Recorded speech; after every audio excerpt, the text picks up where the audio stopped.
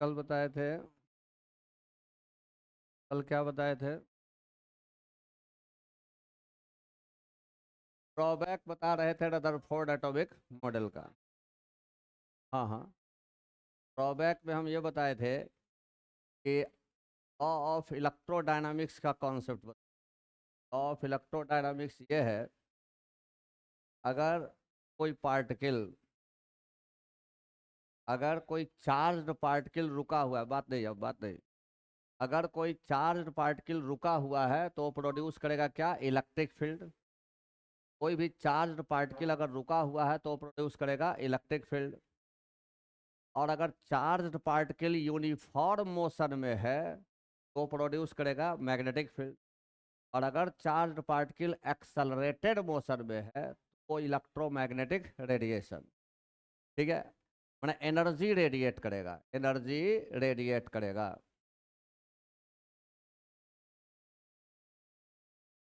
तो एटम के अंदर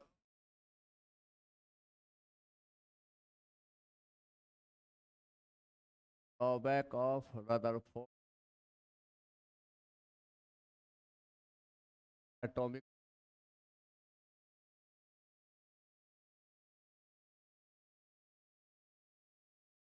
अगर कोई चार्ज्ड पार्टिकल एक्सेलरेटेड मोशन में होगा तो एनर्जी रिलीज करेगा।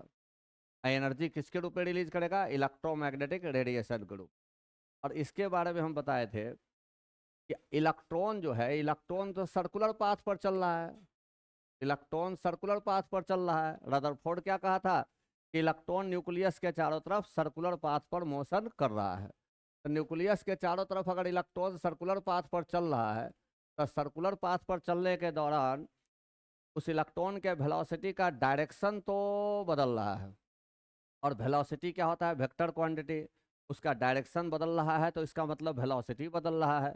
अब वेलोसिटी जहां बदलता है हम कहते हैं कि वहां एक्सेलरेशन है। और एक्सेलरेशन है माने कि इसका मतलब ड्यूरिंग सर्कुलर मोशन, जब इलेक्ट्रॉन सर्कुलर मोशन में है तो उसके पास एक्सेलरेशन है। और चार्ज पार्टिकल है इलेक्ट्रॉन, इलेक्ट्रॉन पर नेगेटिव चार्ज है। चार्ज पार्टिकल अगर एक्सेलरेटेड मोशन में है तो एनर्जी लॉस करे। और एनर्जी लॉस करेगा तो किसके रूप में करेगा? इलेक्ट्रोमैग्नेटिक रेडिएशन के रूप में। ठीक है।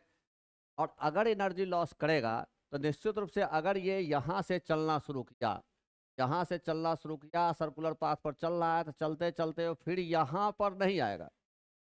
क्यों नहीं आएगा? क्योंकि यहाँ से यहाँ तक जो दूरी तय कर रहा है उसके दौरान ये अपना एनर्जी लॉस कर रहा है। इसका एग्जाम्पल हम बड़ा अच्छा दिए थे कि अगर कोई एक बॉल को हम यहाँ पटक दिए, हम एक बार एनर्जी उसको दे दिए, अब वो बॉल गया ऊपर, फिर जब नीचे आया तो उसी हाइट को अटेन नहीं करेगा, उससे नीचे ही रह जाएगा।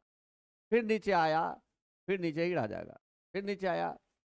क्यों ऐसा हो रहा है? तो उसका एनर्जी लॉस हो रहा है। किस में लॉस हो रहा है? पृथ्वी एनर्जी ले ले रहा है। क्योंकि जिस बार जितने बार वो कोलिजन कर रहा है पृथ्वी के साथ उतना बार उसका एनर्जी लॉस हो रहा है, इसलिए उस हाइट को प्राप्त नहीं कर पा रहा है।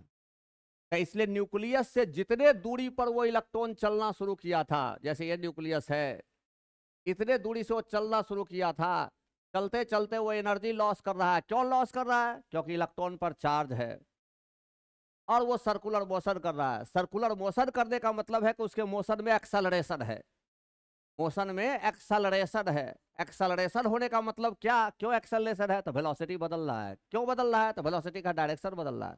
वेलोसिटी क्या है? Vector quantity. उसका डायरेक्शन बदल रहा है, इसलिए हम कहेंगे वेलोसिटी बदल रहा है। और अगर वेलोसिटी बदल रहा है तो उसमें एक्सेलरेशन है तो एनर्जी लॉस करेगा। एनर्जी जैसे ही लॉस करेगा तो वो ऐसे घूमते घूमते चलेगा, लेकिन इस पाथ को फिर से यहां नहीं आ पाएगा और पहले ही घूम जाएगा। फिर उसके बाद लॉस कर चलते चलने के दौरान फिर लॉस करेगा, फिर वो यहाँ नहीं जाएगा, उससे पहले ही घूम जाएगा। फिर धीरे धीरे ऐसे होते होते अंततः फाइनली वो कहाँ चला आएगा? न्यूक्लियस में। और अगर इलेक्ट्रॉन न्यूक्लियस में चला आएगा तो रदरफोर्ड जितना कवायद किया था, जितना कॉन्सेप्ट लगाया था, वो सारा fail.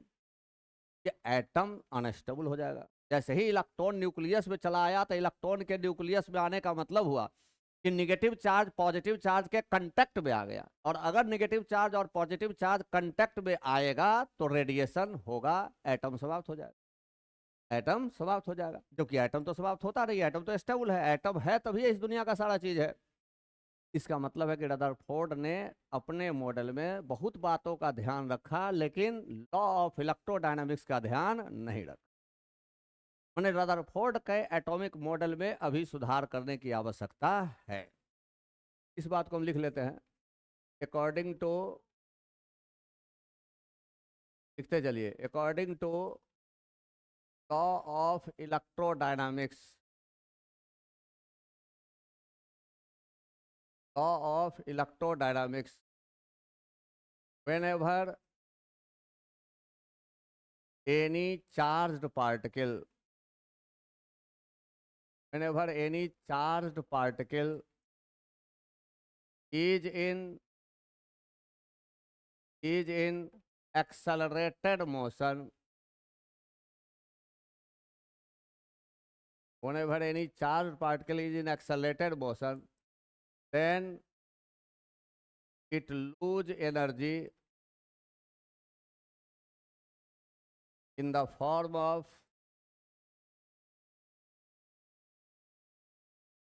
electromagnetic radiation, electromagnetic radiation,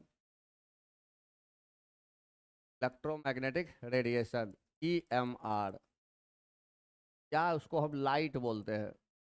light एक प्रकार का इलेक्ट्रोमैग्नेटिक रेडिएशन ही है। Here in रदरफोर्ड मॉडल में electron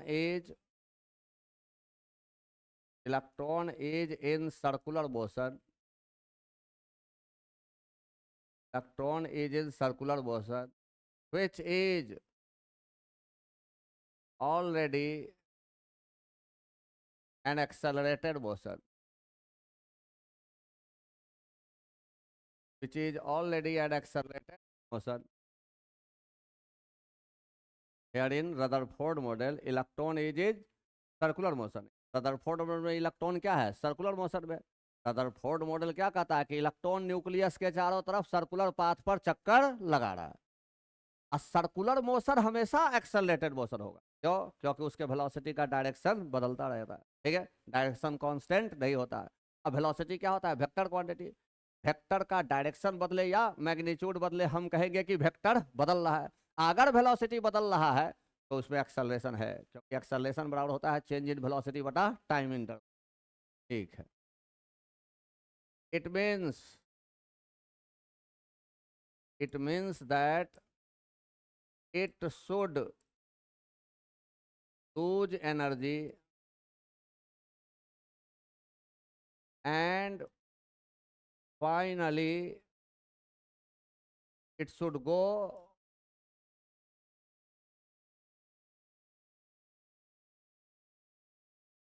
into the nucleus। Nucleus में इसको चला जाना चाहिए following spiral path. Spiral path, ये क्या है? स्पाइरल पाथ है, स्पाइरल पाथ। ठीक है, स्पाइरल पाथ को फॉलो करते हुए उसको कहाँ जाना चाहिए? न्यूक्लियस में चला जाना चाहिए। लेकिन क्या जाता है? नहीं, but actually it does not happen, does not happen। It means that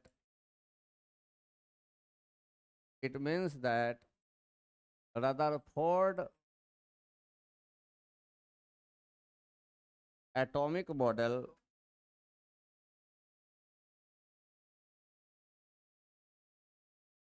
does not obey law of electrodynamics। Rutherford model law of electrodynamics का पालन नहीं करता है।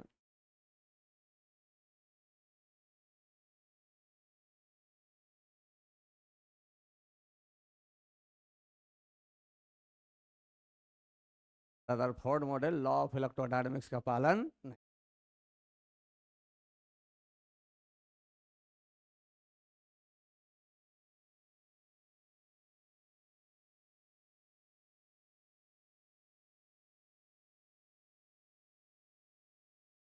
कल वाला वीडियो दोबारा देखे हैं?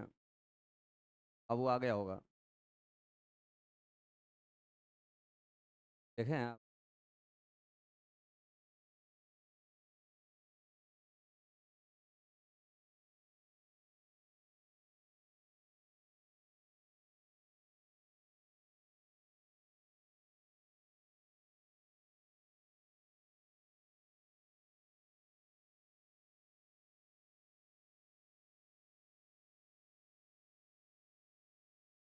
ये बना लीजिएगा।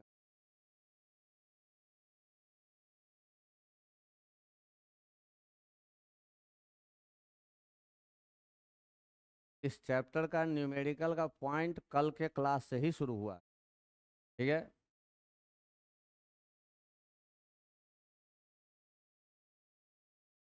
पहले तो 3 दिन जो पढ़ाए थे वो से बाहर का चीज़ था। 4 और 5 तो नौमा का बात था, लेकिन लेक्चर 4 और लेक्चर 5 से शुरुआत जो हुई है, खासकर कल का जो क्लास था, ये देख लीजिएगा, ठीक है? इसलिए हम रख ही दिए हुए हैं यूट्यूब पर कुछ भी, ताकि जो बाद में आएगा वो देख ले, आ जाएगा, ठीक है?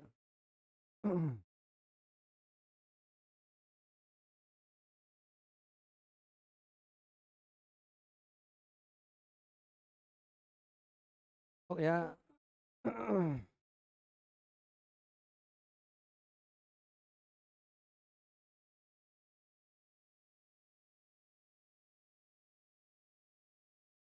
वैसे अभी तो आप लोगों को चल रहा होगा physics motion in one dimension, motion in a plane, तब तो आ जाएगा सर्कुलर मोशन। लेकिन सर्कुलर मोशन तो अभी नहीं होगा जब तक फोर्स नहीं होगा, पहले तो फोर्स होगा तब circular motion.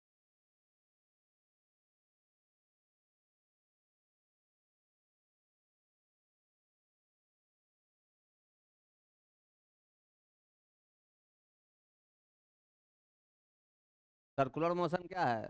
Motion in one dimension है कि मोशन इन प्लेन है? Circular motion motion in plane है, मोशन इन प्लेन है।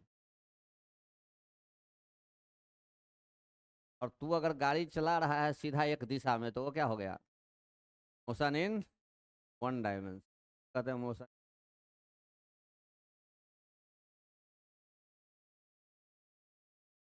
आता सब है, फिजिक्स के बहुत बढ़िया टीचर।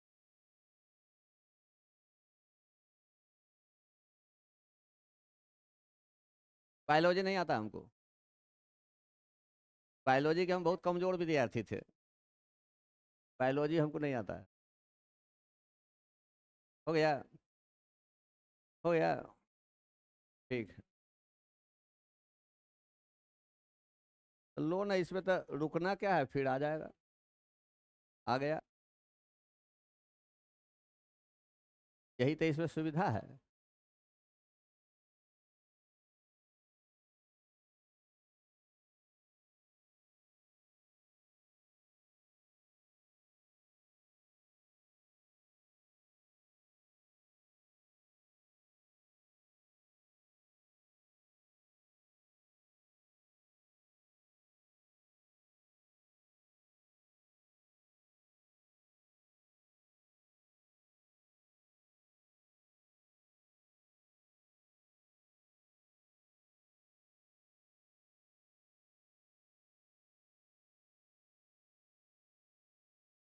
बताओ तो इसका एनालिसिस करो।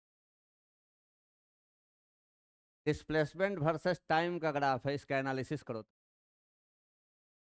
अभी नहीं हुआ है।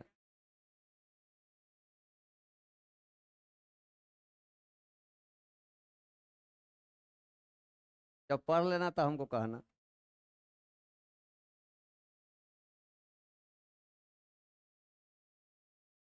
नहीं अभी नहीं, ग्राफ अपने बताएंगे।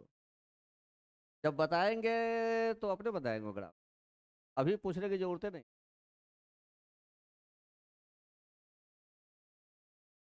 हो गया, लिख लिए। चलिए, रदरफोर्ड मॉडल यहाँ तक था। रदरफोर्ड मॉडल का मेन बात क्या है कि इलेक्ट्रॉन न्यूक्लियस के चारों तरफ सर्कुलर पाथ पर चलता है, और सर्कुलर पाथ पर चलाने वाला फोर्स होता है सेंट्रीपिटल फोर्स। और वो सेंट्रीपिटल फोर्स कौन है? न्यूक्लियस में जो पॉजिटिव चार्ज है और इलेक्ट्रॉन पर जो नेगेटिव चार्ज है उसके बीच लगने वाला इलेक्ट्रोस्टैटिक फोर्स ऑफ अट्रैक्शन। वही सेंट्रीपिटल फोर्स के बराबर होता है सेंट्रीफ्यूगल फोर्स, बैलेंस करके रखता है, इसलिए इलेक्ट्रॉन घूमता है। देख लीजिएगा, ठीक है। तो अब हम एक बहुत इंपॉर्टेंट बात पढ़ना चाह रहे हैं, इलेक्ट्रोमैग्नेटिक रेडिएशन।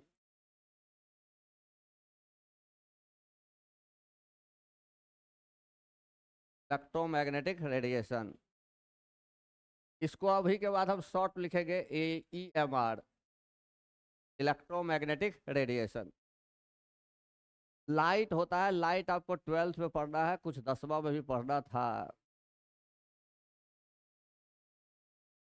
10वां में पढ़ना था, पढ़ा है? बताओ तो।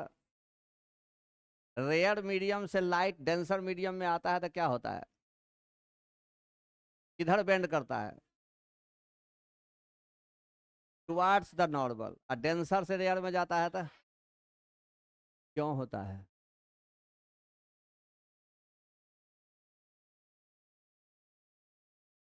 ये तो सब जानता है, लेकिन क्यों होता है? स्पीड ऑफ लाइट, रिफ्रैक्शन तो होता ही है, change in speed of light. लेकिन ये चेंज इन स्पीड आखिर ऐसा क्या होता है कि रेयर से डेंसर में आता है तो नॉर्मल के तरफ ही जाएगा, डेंसर से रेयर में जाता है तो नॉर्मल से अवे ही जाएगा?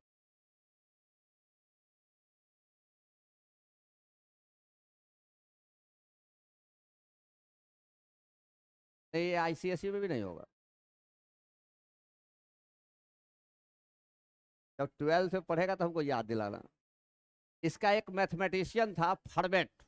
ये देखो, फर्मेट नाम का मैथमेटिशियन था, और फिजिसिस्ट नहीं था। वो साबित किया था, वही बताया था कि लाइट ऐसे बेंड, वो प्रूव किया था लाइट क्यों नॉर्मल की तरफ जाता है। तो थोड़ा मैथमेटिक्स चाहिए, जब 12th तक में तो कुछ कैलकुलस बन जाएगा, ठीक है। हालांकि बिना उस मैथमेटिक्स के भी वो समझाया जा सकता है, बिना मैथमेटिक्स के भी वो समझाया जा सकता है, ऐसा नहीं समझाया जा सकता है जनरल कॉन्सेप्ट से, ठीक है। लेकिन चलिए, अभी आप हम ये जानबूझ के पूछे हैं, समझ रहे हैं कि नहीं, ठीक। अच्छा, एक बात बताओ, अगर लाइट रिफ्लेक्ट होता है, 50 जूल एनर्जी वाला लाइट हम दिए हैं, रिफ्लेक्ट हुआ तो 50 जूल ही रिफ्लेक्ट हुआ, तो 49.9 जूल हुआ, मैंने कुछ कम हुआ? कम हुआ।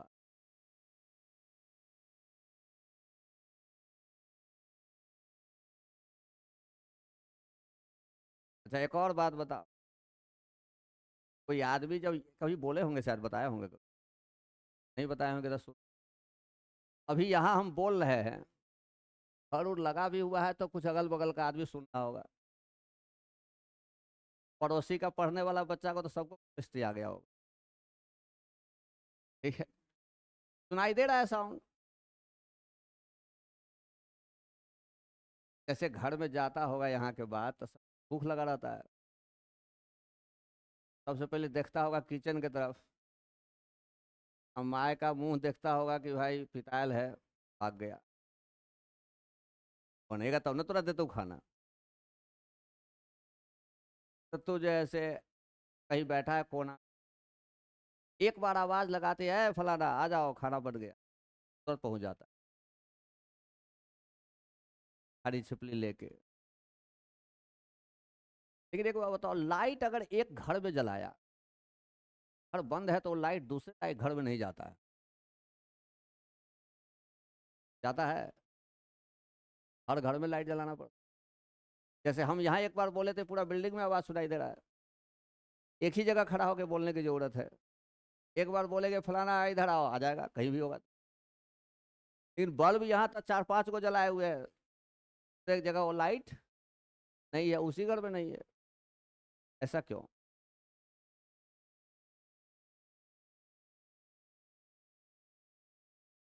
क्या? बेंडिंग ऑफ वेव का कॉन्सेप्ट क्या है? बेंडिंग ऑफ वेव, अरे ये सब 10वां में पढ़ रहा है। वेव बेंड क्यों करता है? अरे यहां जो हम बोले तो वो टकरा उकड़ा के गया ना दूसरे जगह, बेंड करते हुए ना गया। यहाँ हम बोल रहे हैं वो टकरा रहा है, फिर यहाँ से घूम के उधर गया, फिर वहां से उधर गया, जहां रास्ता मिला वो निकल गया ना। लाइट को भी तो ऐसे ही होना चाहिए था।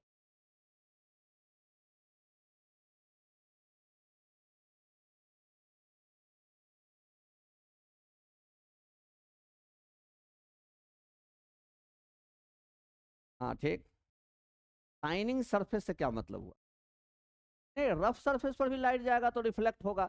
एंगल ऑफ रिफ्लेक्शन जो होगा वो रेगुलर नहीं होगा, मैंने एकदम एक्यूरेट 45 डिग्री पर तो 45 नहीं होगा, कुछ अलग होगा, ठीक है।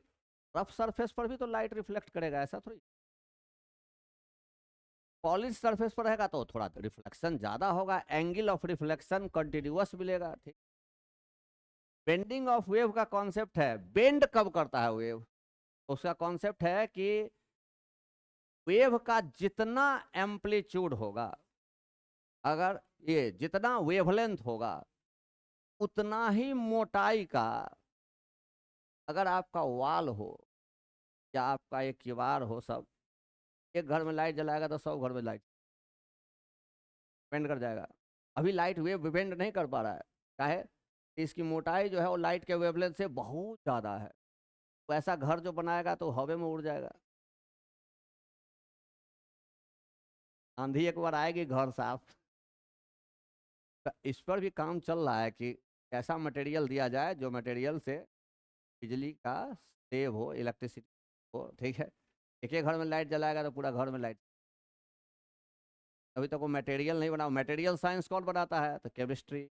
मैटर कौन बनाएगा? सब्सटेंस कौन बनाएगा? केमिस्ट्री। चलिए खैर, अभी हम जाते हैं इलेक्ट्रोमैग्नेटिक रेडिएशन पर।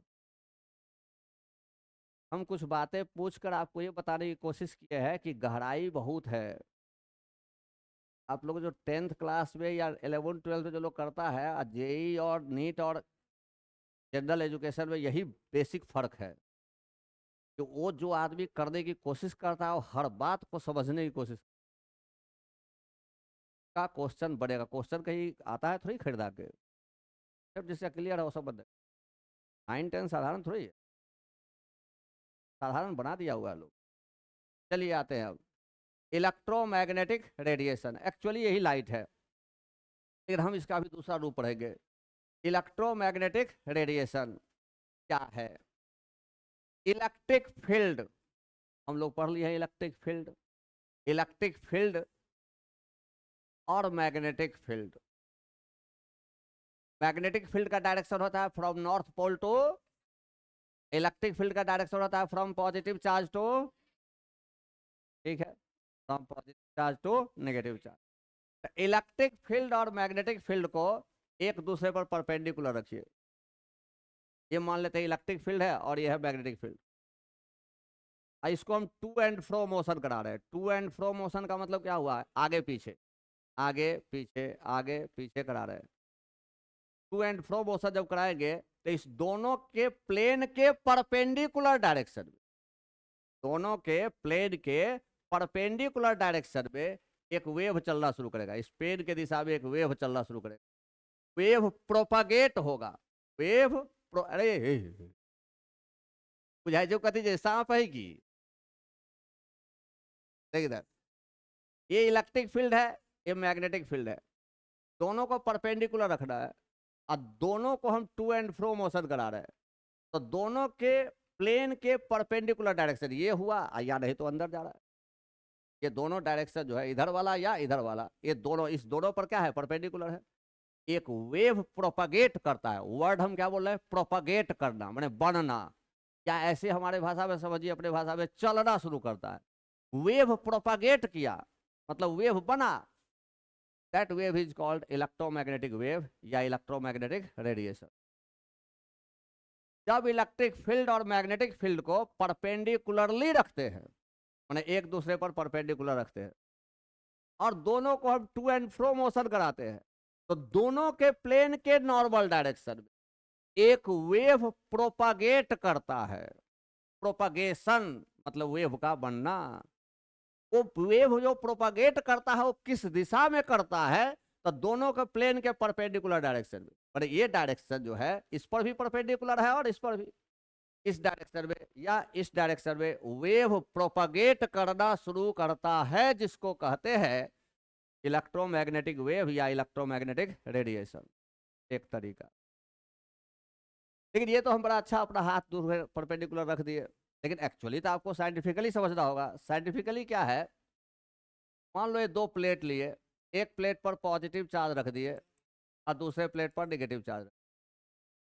इलेक्ट्रिक फील्ड का डायरेक्शन किधर से किधर जाएगा, पॉजिटिव से, माने यहां पर इलेक्ट्रिक फील्ड का डायरेक्शन ये है। और यहां पर एक मैग्नेट ले लिए, ये नॉर्थ पोल है और ये साउथ पोल है, मैग्नेटिक फील्ड का डायरेक्शन क्या है ये। अब तुम देखो ये इलेक्ट्रिक फील्ड है और ये मैग्नेटिक फील्ड है, दोनों एक दूसरे पर परपेंडिकुलर है। हमको दिख रहा है दोनों लीनियर है, हमको दिख रहा है जी एक ही लाइन पर तो दोनों है, लेकिन एक्चुअली दोनों का फील्ड परपेंडिकुलर है। समझ में आ रही है, दोनों का फील्ड परपेंडिकुलर है। इसका फील्ड ये है और इसका फील्ड ये है। अब हम क्या कर रहे थे, इसको पकड़ के ऐसे आगे पीछे, या नहीं तो इसको पकड़ के आगे पीछे, या नहीं तो दोनों को पकड़ के आगे पीछे। समझ में आ रही है। तो इस दोनों के प्लेन का परपेंडिकुलर डायरेक्शन कौन होगा, ये पेन। इस डायरेक्शन में या बोर्ड के अंदर एक वेव चलना शुरू करेगा, जिस वेव को कहते हैं इलेक्ट्रोमैग्नेटिक वेव या इलेक्ट्रोमैग्नेटिक रेडिएशन। ठीक है, फिर आदमी है कि पैजामा है, कोई में काहे चलाया है, ए टिकी वाला तोरा कह दियो। हाँ, इसमें काहे चलाया है, की बुझाई छो जे हम आइंस्टीने जन्म लेके अली है हैं। हाँ चट कहीं के नहीं। देख, whenever any electric field and magnetic field are perpendicular to each other,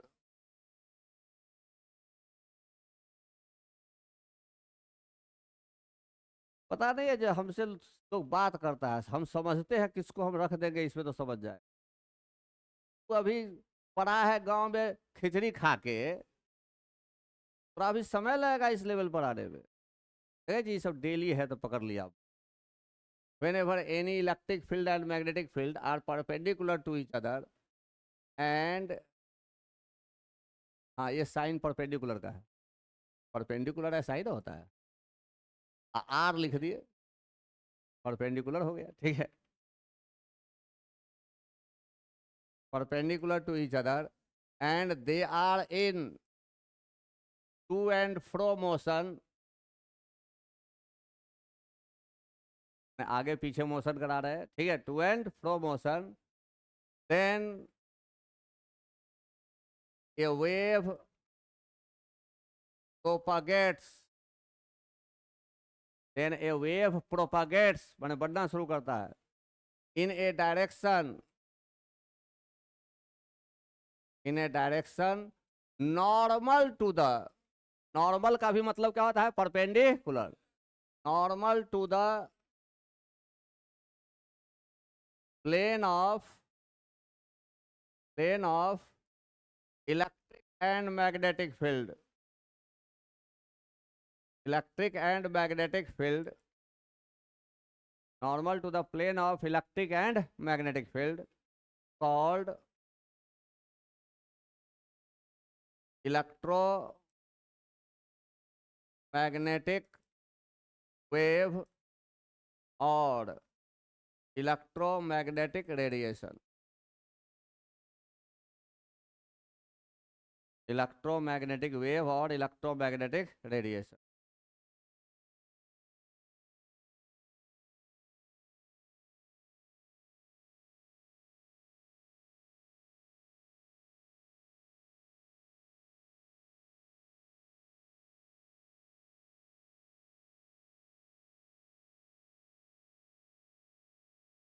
हो गया।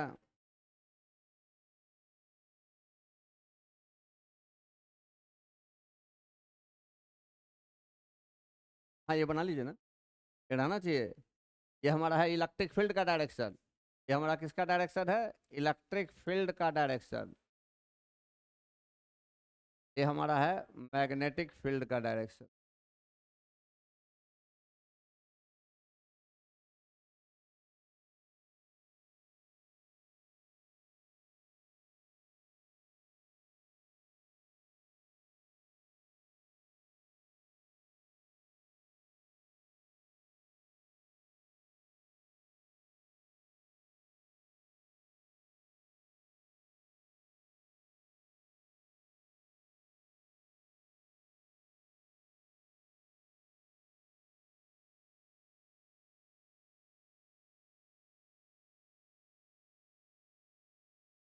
या, हो गया।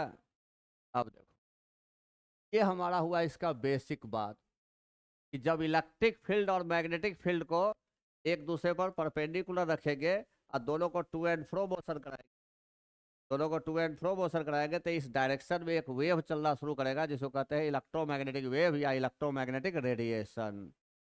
नाम से यह स्पष्ट है, इलेक्ट्रोमैग्नेटिक माने इस इलेक्ट्रिक फील्ड का भी कैरेक्टर है, मैग्नेटिक फील्ड का भी कैरेक्टर, ठीक है। अब देखिए दूसरा पॉइंट इसी में, कितने तरह का इलेक्ट्रोमैग्नेटिक रेडिएशन है? कई तरह का इलेक्ट्रोमैग्नेटिक रेडिएशन है। जैसे कॉस्मिक रे सुना होगा, ठीक है। कॉस्मिक रे, गामा रे, गामा किरण, गामा रे, ठीक है। उसके बाद एक्स रे, एक्स रे, जिससे हम लोग जाते हैं तो कफ बन जाता है तो एक्सरे कराते हैं। अल्ट्रा वायोलेट रे, अल्ट्रा वायलेट रे, आप लोग देखते होइएगा, कहता है डॉक्टर लिखता है अल्ट्रासाउंड कराई, वो अल्ट्रा वायलेट रे से हमारा होता है, ठीक है। अल्ट्रा वायलेट रे, विजिबल रे, विजिबल माने जो हमको दिखता है, पढ़े होगा 10वां में विबग्योर। सात ही टाइप का इलेक्ट्रोमैग्नेटिक रेडिएशन है, violet, indigo, blue, red, yellow, orange, ये सब हमको दिखता है। बाकी और कोई इलेक्ट्रोमैग्नेटिक रेडिएशन हमको दिखता नहीं है। विजिबल रे, इंफ्रारेड रेज, गर्मी, गर्मी जो महसूस होता है वो इंफ्रारेड रेडिएशन के चलते होता है, ठीक है। माइक्रोवेव, माइक्रोवेव, माइक्रोवेव है टेलीफोन, टेलीफोन से जो हम लोग बात करते हो माइक्रोवेव के कारण बात करते हैं, ठीक है। रेडियो वेव, रेडियो वेव कोई टेलीविजन सेंटर से जो ब्रॉडकास्टिंग होता है वो रेडियो वेव। हमारे इस नेचर में बहुत सारा इलेक्ट्रोमैग्नेटिक वेव है, डिपेंड करता है कि हम किसको एक्सेप्ट कर रहे हैं। हमारा, जैसे हम लोग देखता है, कहता है ये आकाशवाणी पटना है, हम 500 इतना किलो हर्ट्ज पर बोल रहे हैं, क्या करते हैं, रेडियो को हम लोग जो है सो घुमाते घुमाते वहां पर ले जाते हैं, जब उस फ्रीक्वेंसी पर हमारा पटना पकड़ लेता है, आकाशवाणी पटना। जैसे हम लोग, अब तक टीवी का जमाना है, रिमोट ऐसे ऑन करते हैं, जैसे ही ऑन करते हैं तो रेडिएशन निकलता है, ठीक है। वो बताता है कितना फ्रीक्वेंसी के रेडिएशन को टेलीविजन को पकड़ना है, ठीक है। तो हर तरह का इलेक्ट्रोमैग्नेटिक रेडिएशन जो होगा, जितने तरह का इलेक्ट्रोमैग्नेटिक रेडिएशन अभी तक नोन है, वो सभी एक ही स्पीड से चलता है, सभी का स्पीड एक ही है, और वो स्पीड होता है स्पीड ऑफ लाइट, जिसका वैल्यू होता है 3 × 10⁻⁸ मीटर पर सेकेंड, ठीक है। all electromagnetic radiations, all electromagnetic radiations travel with same speed, which equals to speed of light, speed of light को डिनोट करते हैं c से, और इसका वैल्यू होता है 3 × 10⁻⁸ मीटर पर सेकेंड।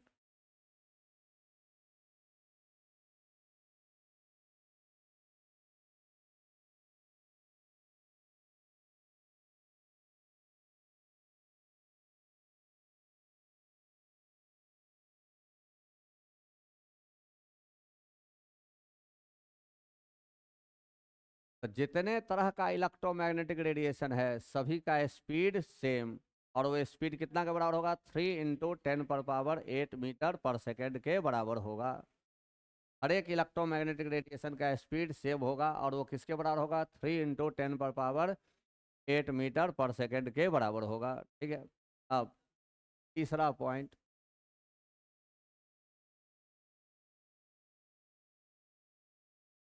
देखिए एक सेंटेंस और, इलेक्ट्रोमैग्नेट, अरे देखो, electromagnetic radiations do not require any material medium for its propagation.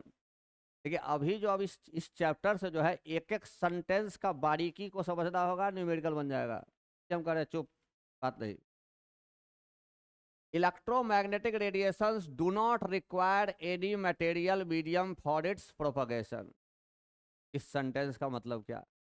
कि इलेक्ट्रोमैग्नेटिक वेव जो होता है उसको चलने के लिए किसी मटेरियल मीडियम की आवश्यकता नहीं है। मटेरियल मीडियम माने वैसा माध्यम जिसमें मैटर हो। पहले अब साउंड वेव पढ़ाइए, पहले साउंड वेव पढ़ाइए, वो आसानी से आपको समझ, तब इस पर आते हैं। साउंड वेव को चलने के लिए मटेरियल मीडियम की आवश्यकता होती है।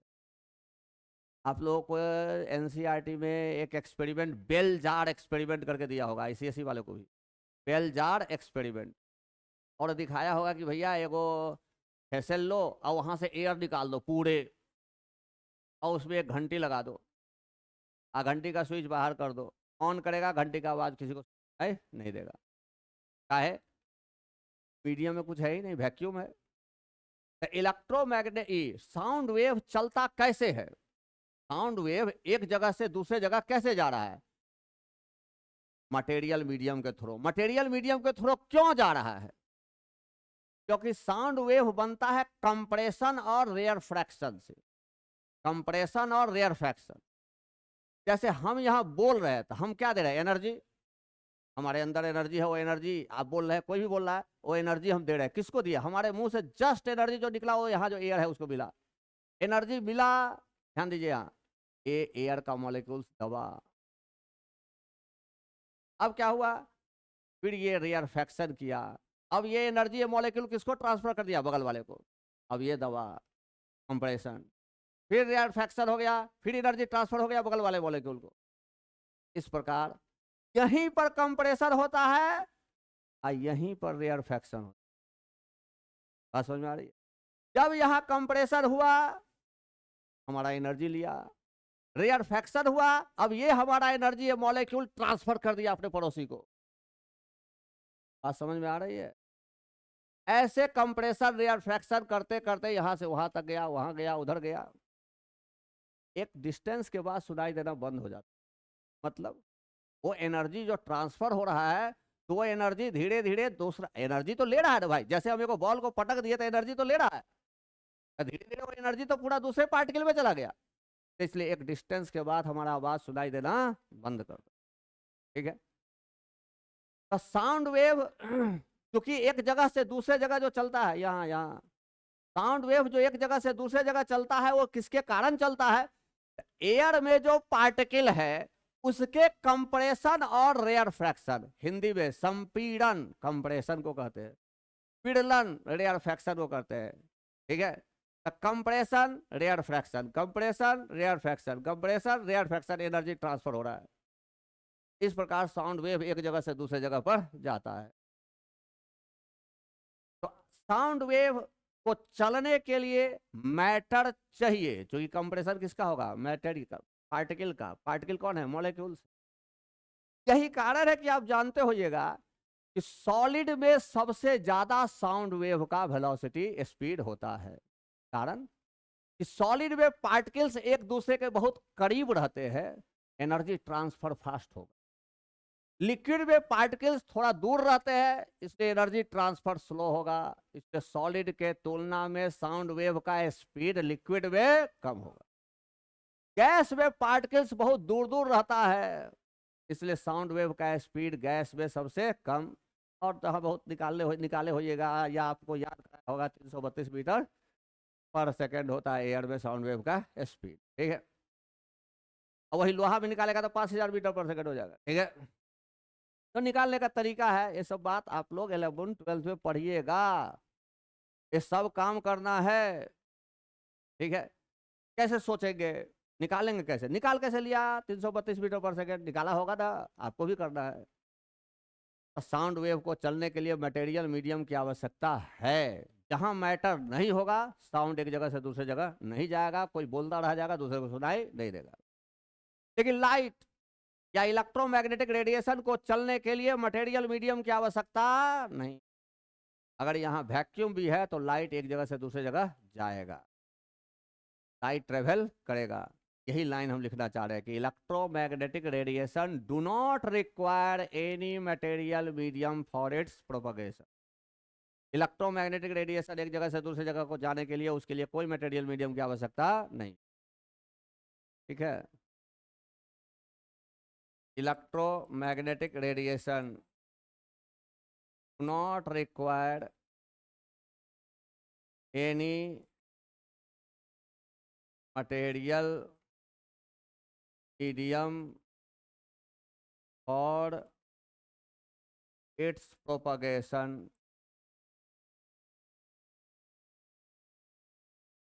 Electromagnetic radiation do not require any material medium for its propagation.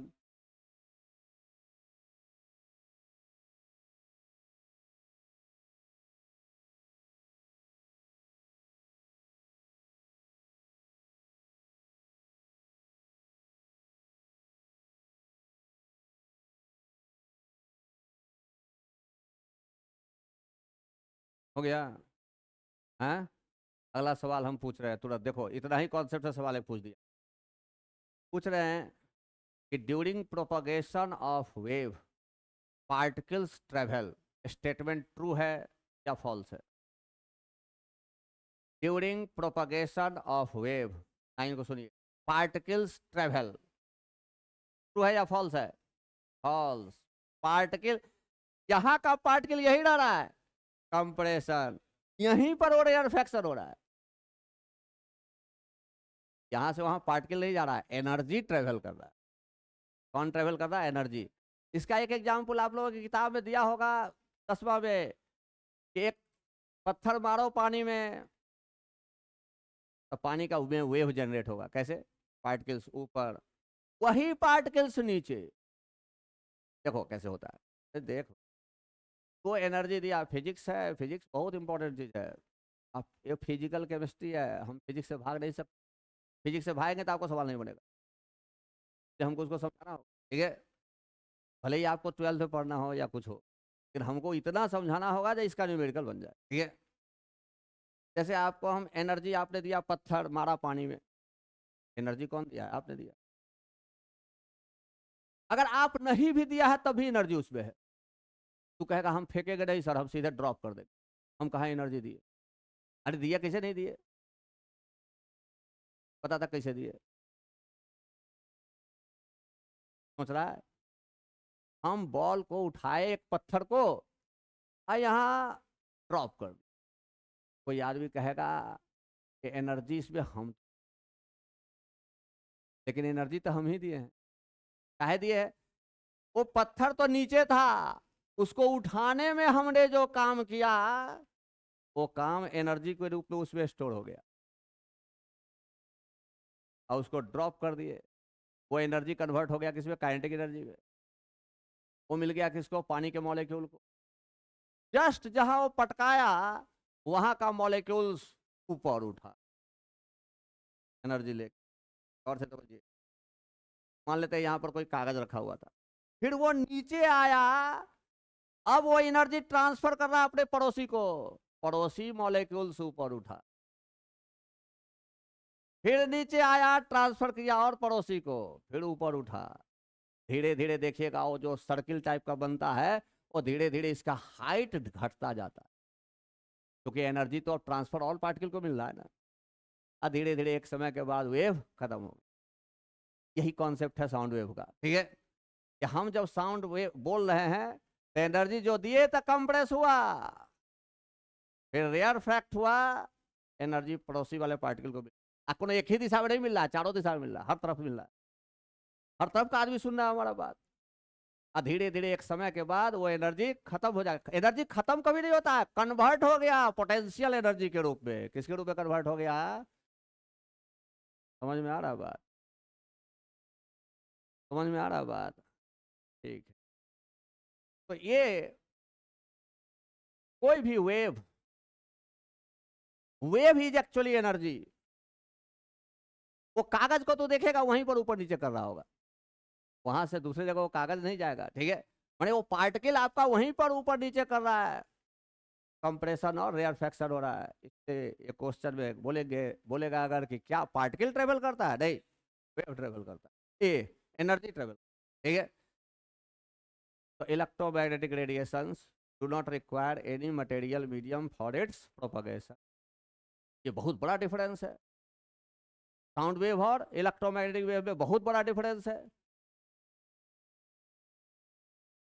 बहुत बड़ा डिफरेंस है कि इसमें कोई प्रोपगेशन के लिए आवश्यक नहीं है। अरे है तो है तो लाइट तो डेंसर से रेयर में भी जाता है, रेयर से वैक्यूम में भी लेकिन चलेगा, ठीक है। ये इंपॉर्टेंट बात, ठीक।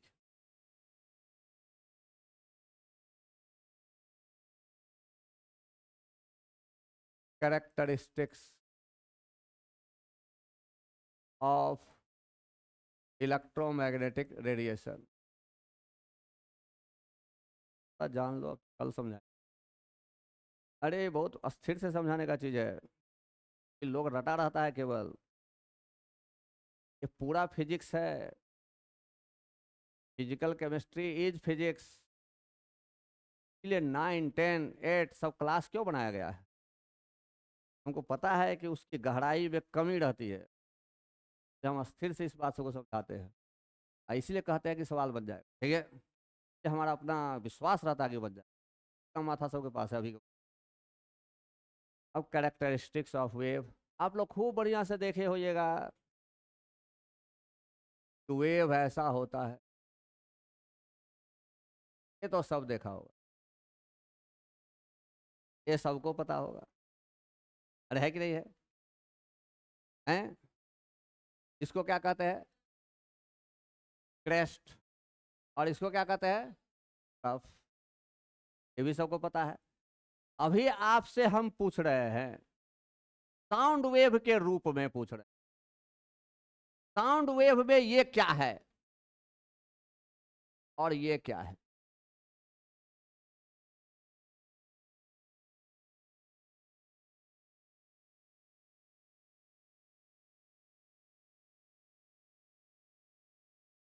अरे वेव को रिप्रेजेंट कर रहे हैं तो खाली केवल क्या लाइट को रिप्रेजेंट करेगा, साउंड को भी तो रिप्रेजेंट करेगा।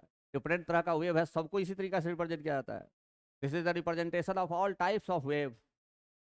तो तूने कहा कि ये क्रेस्ट है सर, ये ट्रफ है, ठीक है, सही बात है, गलत बात नहीं है। हम पूछ दिए कि तू बताओ कि साउंड वेव का ये क्या है? एम्पलीट्यूड तो ये वाला लाइन होगा, इतना ऊंचाई है एम्पलीट्यूड। ये पॉइंट को जिसको क्रेस्ट कहते हैं साउंड वेव में, उसको क्या बोलेंगे? कंप्रेशन की रेयरफैक्शन, कंप्रेशन, ये बात हम पूछ रहे हैं, ठीक है। ये क्या कहलाएगा? क्यों? ये क्यों नहीं कंप्रेशन? नहीं, ऐसा थोड़ी होता है, पूरा कॉन्सेप्ट क्लियर। अरे ये कंप्रेशन इसलिए कह रहा है कि भैया यहां पर एनर्जी, पार्टिकल कंप्रेस हुआ है, तो यहां भी तो वही बात है। रेयर फैक्शन यहां होगा, बीच वाला पॉइंट। अरे अभी हमारा पार्टिकल है, पार्टिकल है, अब ये क्या किया, एक कंप्लीट आपका कंप्रेस हुआ। तो रेयर फ्रैक्शन का मतलब क्या, कि जितना इतना इतना दूर का पार्टिकल था तो क्या है, ज्यादा दूर चला जाएगा? नहीं, ये कंप्रेस हुआ तो बगल वाला पार्टिकल नजदीक आया। इस समझिए बात को, बात समझिए।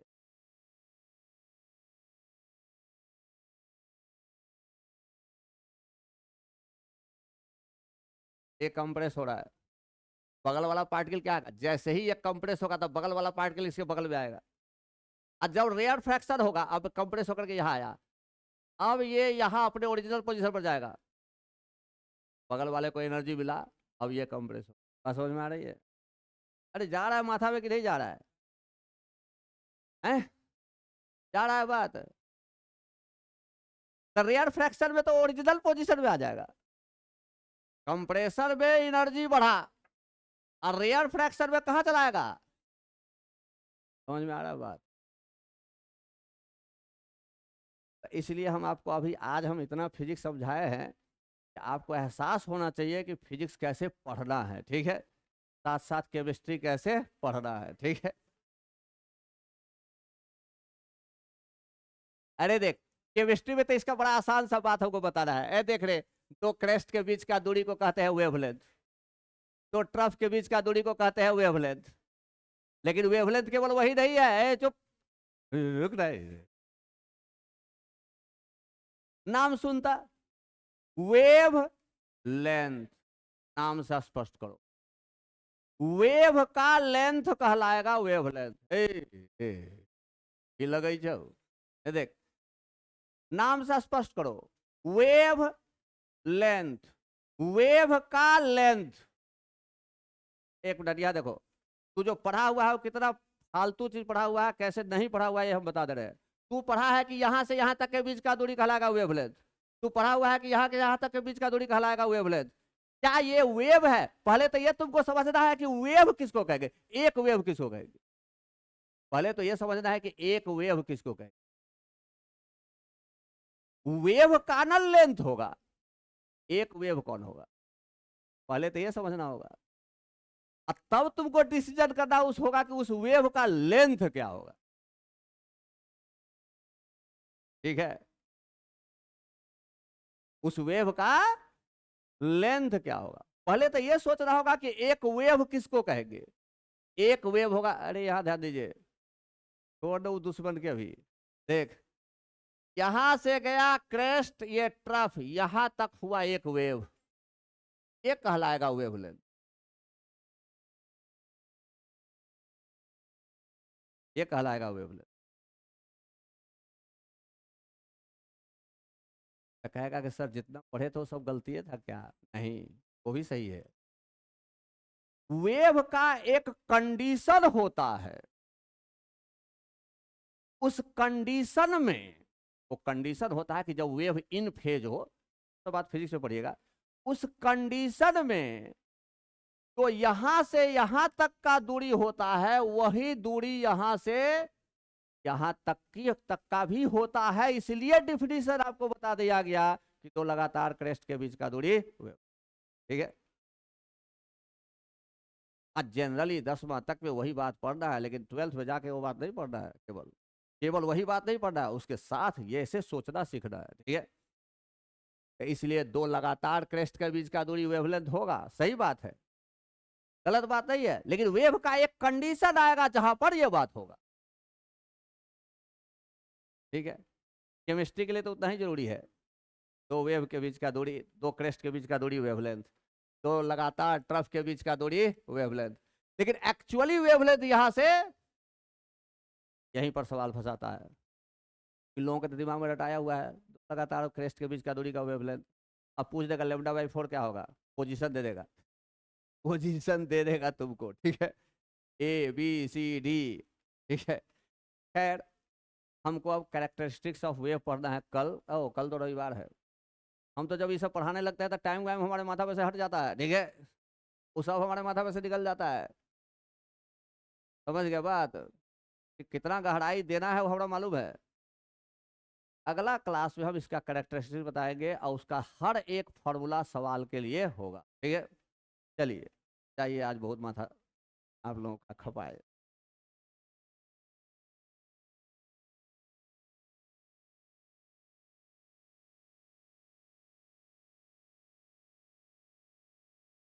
सबका